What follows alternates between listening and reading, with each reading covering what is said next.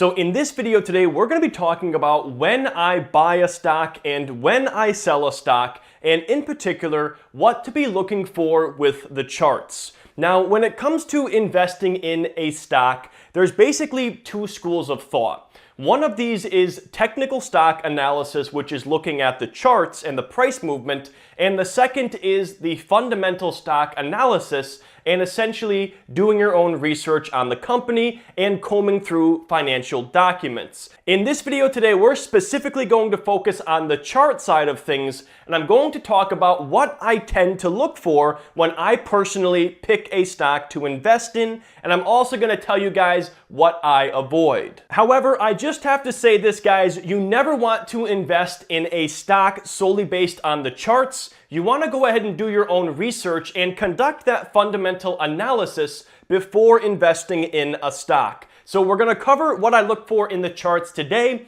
and potentially in a later video, I can talk about the fundamentals and what I'm looking for when making an investment. Lastly, before we get into the video here, guys, I just have to make this disclaimer that I am not a financial advisor. This is not financial advice, and you should always do your own due diligence before investing in the stock market. But that being said, guys, let's get into the video and take a look at a couple of different stocks.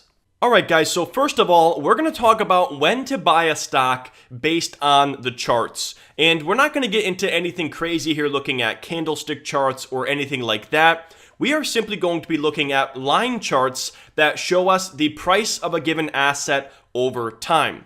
And the very first chart I want to show you guys right here is arguably the most important chart you can learn about anything out there related to investing.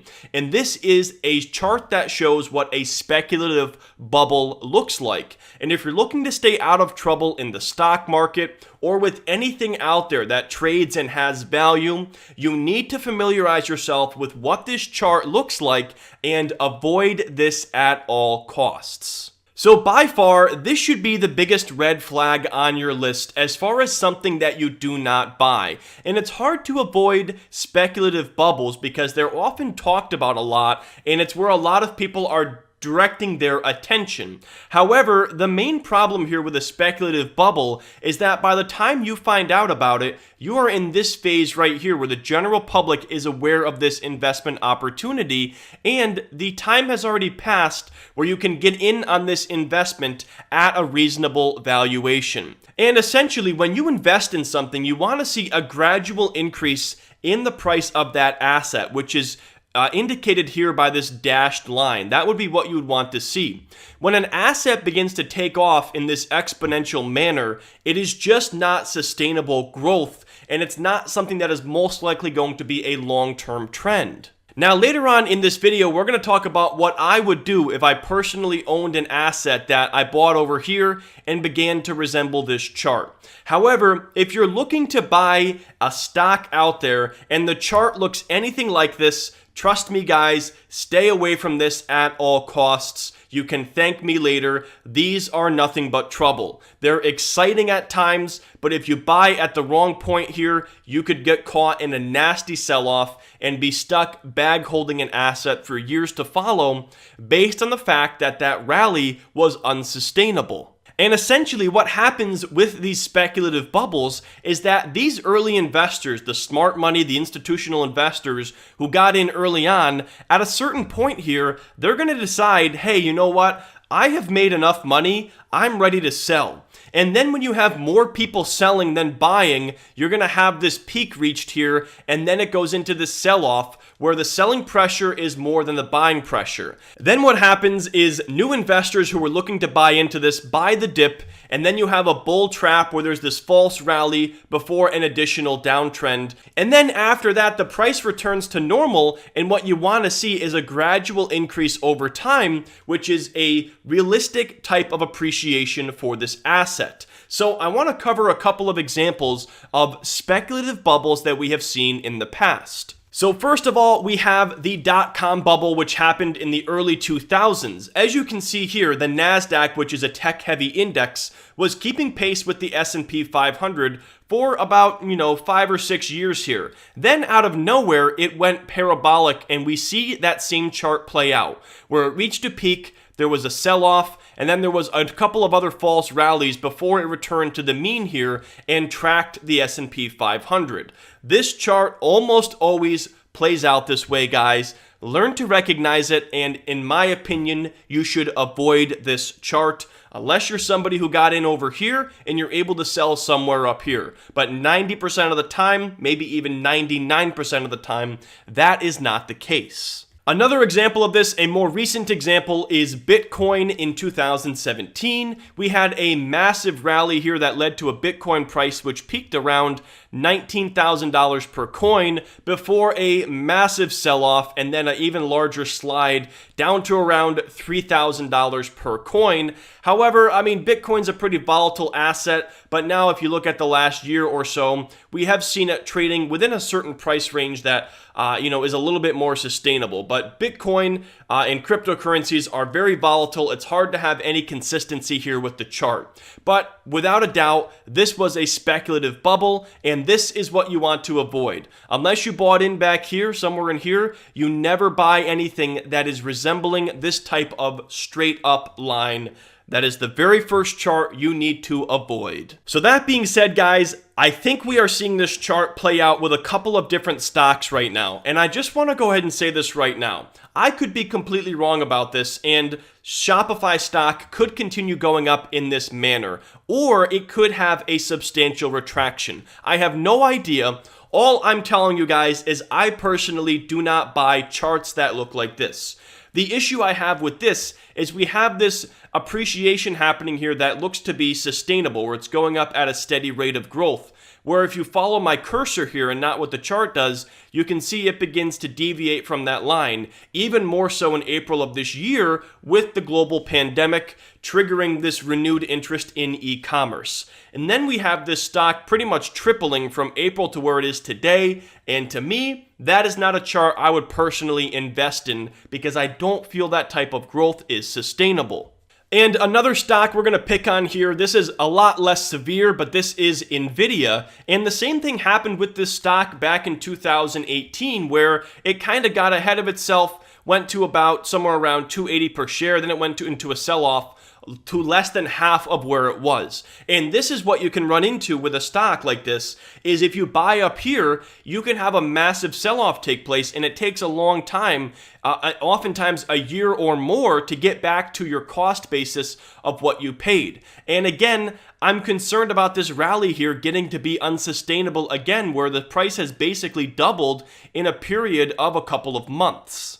And again, guys, I just want to restate this, that this has literally nothing to do with Nvidia or Shopify. I actually like both of those companies. We are solely looking at the chart, and to me, looking at that price chart, these look like red flags to me. So in a nutshell, if anything resembles a speculative bubble, I do not buy it. The next chart we're going to talk about here is equally important, and that is called the falling knife, which has been one that I have gotten in trouble with in the past, and we're using General Electric as an example. Now, they call it a falling knife because what happens is people will grab this stock thinking it has reached a bottom. However, it continues to go lower and lower. And that's exactly what happened to me around 2018. I was watching General Electric. I was paying attention to stocks on the Dow 30, and I saw this stock was trading at $30 per share, and then it went down to around 20. And when it went from 30 to 20, I said, okay, that looks like this stock is pretty cheap, and I began to buy shares in late 2018 at around $18 per share. I thought that stock was cheap. However, as you can tell from this chart here, obviously the stock continued to fall, and it hit a low over the last 52 weeks of $5.48 per share. So this chart is equally dangerous. It is called a falling knife, and the main issue with buying this chart is you're going against the grain here. The overall trend of this stock over the last 5 years is that it is going down. So if you were to take a guess as to where that stock is going, it's probably going to continue to do what it's doing. So I do not buy falling knives like this anymore. General Electric was a good example of this for me. And I'm still holding on to this stock, 2 plus almost 3 years later, and I'm still down about 50%. I may eventually just cut my losses on it, but this is called a falling knife. It's tempting because you think you're getting a good deal, but calling the bottom on a stock is literally impossible, and you want to follow the overall trend. So if it seems like the chart is pointing down, that's probably where that stock is going to continue to go. And then another falling knife here. This chart is a beautiful, picturesque example of a falling knife. That is Ford stock. People have been trying to call the bottom on this stock for the last 5 years, maybe even more. If we open it up to the last 10 years, we can see a perfect falling knife here where it just keeps making lower and lower lows, where if you bought the stock at 15 thinking it was cheap, it keeps going down. Then you buy it at 10. Then you buy it at, even $5 thinking it's cheap, but it appears that this stock is just continuing to go down. This is just a chart I would avoid personally. I don't buy falling knives anymore. It's tempting, but you have no idea where the bottom is. This chart is generally trouble. And then another example here, we have Macy's stock, which is an even more severe example of this falling knife pattern. Obviously, coming out of the housing market crash and the Great Recession, this stock did exceptionally well, climbing to somewhere around $70 per share. Now we're trading at less than 10% of where that was, which is insane. But if you look at the last 5 years, classic falling knife. This is something you want to avoid. Even though it looks like it may have bottomed here, you don't know that for sure because you may have thought we saw a bottom, at some point in here, but it continued to fall. And that's the issue with these falling knives is you can have these false rallies where the stock appears to be going up and then it goes right back into that overall downtrend. So you want to take your stock that you're considering, you want to open it up to a 5 or 10 year chart and look at what is the overall trend of this stock? Is it going up? Is it going down? And the thing is, this isn't always going to keep you out of trouble. Because if you looked at Macy's stock anytime in the early 2010s, you would see the trend is this stock is going up. But unless you knew to sell this stock somewhere around 2015, you would have been caught in that downtrend. But generally speaking, you want to avoid falling knives and at all costs avoid these speculative bubbles. So that being said, what charts do I personally buy? I look for one of two charts. First of all, the first chart that I look for is a stock that is trending upwards but is experiencing a bit of a retraction. So I don't like to buy stocks at 52-week highs, which means it's making a higher and higher close each and every day. And I also don't like buying stocks at 52-week lows. If you see a stock at a 52-week low, it could easily be a falling knife where it's continuing to decline. And if it's a 52-week high, it could be approaching speculative territory where the price that people are willing to pay is just climbing higher and higher, and that valuation is becoming more and more unrealistic. What I like to find is, number one, a stock that has reached a 52-week high and is experiencing a bit of a retraction, but is still in the context of an overall uptrend. Now, I'm going to open this up to a wider view so you can see what I'm talking about here, but since about 2011, Bank of America stock has been going up, and they're in the context of an uptrend. However, based on the recent pandemic, the financial sector got hit pretty hard, and the stock went into a sell-off. We went from around $35 a share down to $18, basically 50% off. But if you look at the 5-year chart here, the stock is still in the context of an uptrend. It just had a sell-off, and I would expect this chart to continue. Now, there's no guarantee here, guys, and you don't want to buy solely based on the chart, but this is one of the things that I look for when I personally decide to buy a stock. Now, I don't personally own Bank of America. I do own this stock right here, which is a smaller bank in my area, which is KeyBank, and I'll show you guys what that chart looks like now. And you can see the same type of chart playing out right now with Key as we have with many other banks. Essentially, they're in the context of an overall uptrend that started somewhere around 2010, but the recent pandemic put them into a sell-off, which hopefully the overall long-term rally is continuing with this stock. And then the other chart that I like to buy is this one right here. And I actually bought more shares of Advanced Micro Devices at $52 per share. And it's kind of funny timing here because the stock finally popped today as I am recording this video. But I call this chart here the pressure cooker. And what that means is the stock is experiencing an uptrend, which started back here. It actually started much further back here if we go on a 5-year chart. It started as far back here as 2018, where the stock began going up. So we look at this chart on the 5-year level and we say the overall context here is an uptrend. The price chart is moving up. So we're going with the grain. We're not going against the grain, buying a chart that's going down. But if we look at the last year, you can see the stock went into a pause. So it climbed from around $29 per share up to a high of around $50. It experienced a bit of a retraction here, and then it traded laterally. This right here is what I'm referring to as the pressure cooker. The stock price hasn't gone down, but it has taken a pause here where the price hasn't broken out to a new level, and then coincidentally, the price finally started to move. If we look at the last month here, AMD stock is moving quite a bit, and today alone it's up 12%. And if we take a look at the 5-year chart here, it's a little bit harder to see, but we had the same thing happen back in 2019. The stock climbed to a certain level, and then in this $30 range, it took a pause, where from June to September, it looks like, it traded at around $30 per share. This is like the pressure cooker, and then that pressure finally gives off, pushing that stock to a new rally, and then we have a pressure cooker phase again, which I believe is happening here with AMD. So this right here is the second chart that I buy when a stock is in the context of an overall uptrend, but it's having a pause where it's trading laterally for a period of time.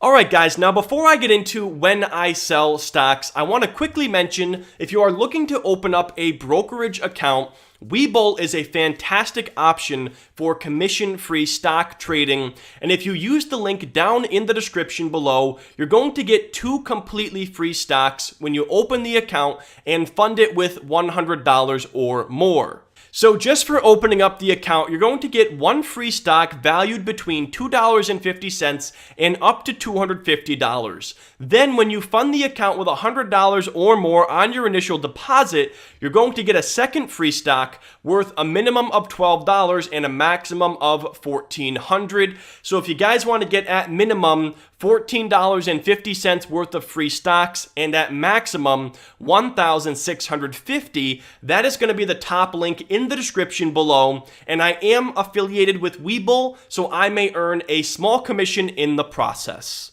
Now, I'm sure this comes as no surprise here, but the only chart that I really sell is the speculative bubble chart. And I'm showing you Apple stock right now because this is a stock that I own and it's not a speculative bubble. This is a sustainable rally in my opinion, and this is a stock that I currently own and I'm going to hold on to it. The reason why I like this chart is because if you look back over the last 5 years, this rally started around 2016. And if you just follow the line, follow my cursor, it's continuing that same type of rally, which seems to be long-term and sustainable. Even though we had a quick return to this rally, if you follow the peaks, it's still following that same trend line. So this is a chart that I like. I am going to hold on to Apple. However, if this chart here, the most recent one, continues for a period of time, let's take a look at we'll leave it here just for example. If this chart continued and all of a sudden we saw Apple hit, $550, $600 by the end of this year, that is when I would say, okay, maybe I want to sell this investment because it broke that trend and it seems to be becoming unsustainable. An example of this right now, I don't own this stock, but I believe this is happening with Tesla. So right off the bat, first of all, guys, I would never buy this because it seems to be resembling a speculative bubble. Emotions aside, pretend this is just a random stock. You don't care what company it is. Look at the chart. If it resembles a speculative bubble, I personally avoid it. And we had a similar event happen here earlier this year when the stock had a massive run up to about $1,000 per share, and then it sold off to around $420, $430. So we've already seen this happen with this this chart, to me, this is a red flag, regardless of the fact that I actually like Tesla as a company. And so this is pretty much the only chart that I sell is when I own an investment and it begins to resemble a speculative bubble. This is good. This is what I like to see. That's fine and dandy. If I start to see a chart that looks like this, I may decide to take profits. And overall, this is based on the fact that I am a long-term investor. I really have no interest in short-term trading for many reasons. The biggest one for me is the fact that I pay a lot more in taxes on short-term capital gains than long-term capital gains. So when I make an investment in a stock like Apple or AMD, for example, I'm looking at this as a 3 to 5 year investment. So I'm hoping that for the next 3 to 5 years, the chart continues this same trend line. That way it's sustainable growth over time. And if it doesn't, and if we see some kind of speculative rise with this stock, that is when I may decide to sell and revisit my research phase and find other stocks to choose from. So anyways, guys, that wraps up this video. I hope you enjoyed it. If you did, please go ahead and drop a like and subscribe so you get notified of any future uploads. Like I said, I may also do a video on the fundamental side of what I look for when buying a stock and potentially why I might sell one. If you guys want to see that video, let me know in the comment section below. If you want to grab those 2 free stocks from Webull, that's the top link in the description below. And thank you so much for watching, and I will see you in the next video.